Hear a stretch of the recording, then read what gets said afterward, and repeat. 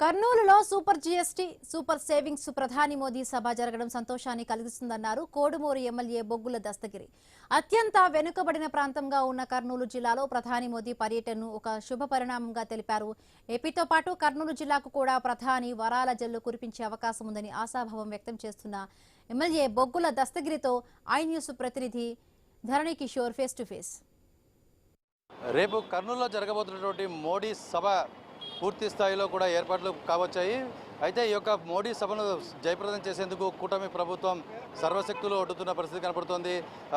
నవ్వుతో నా భవిష్యత్తు అన్నట్టుగా ఈ యొక్క సభను నిర్వహించేందుకు 3 లక్షల మందిని ప్రజాసేకరణ చేసేందుకు కూడా ఈ యొక్క అన్ని రకాల ఏర్పాట్లు చేసింది ప్రభుత్వం. అయితే కూటమి నాయకులకు ఒక్కొక్కరికి ఒక్కొక్క నియోజకవర్గానికి టార్గెట్ అంటూ పెడుతూ వారి నుంచి కూడా ప్రజలను సమీకరించేందుకు అన్ని రకాల ఏర్పాట్లు చేశారు. ఇప్పటికే మొత్తం కూడా అన్ని ఏర్పాట్లు పూర్తయిన నేపథ్యంలో మనతో మాట్లాడడానికి కోడుమూరు ఎమ్మెల్యే బొగ్గుల దస్తగిరి మనతో ఉన్నారు. ఆయన అడిగి తెలుసుకుందాం.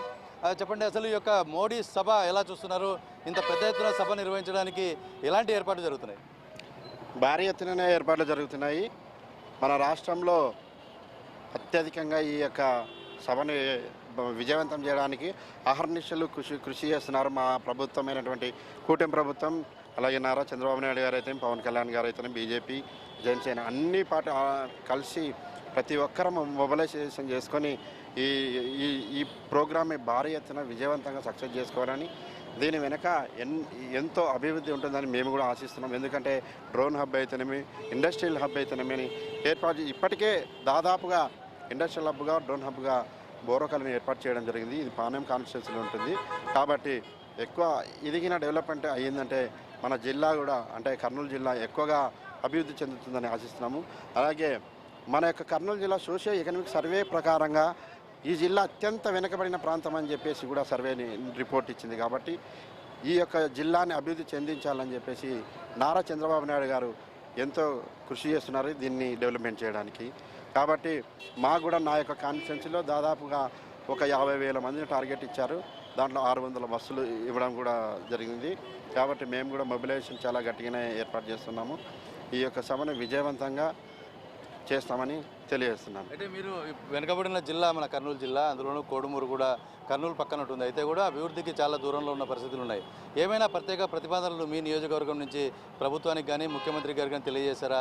ఏమైనా ఆశిస్తున్నారా ఈ మోడీ పర్యటన సందర్భంగా? సూపర్ జీఎస్టీ సూపర్ సేవింగ్ అని చెప్పేసి ప్రతి ఒక్క కుటుంబానికి 15,000 రూపాయలు ఈ జీఎస్టీ ద్వారా లబ్ధి పొందుతారు ప్రతి కుటుంబం.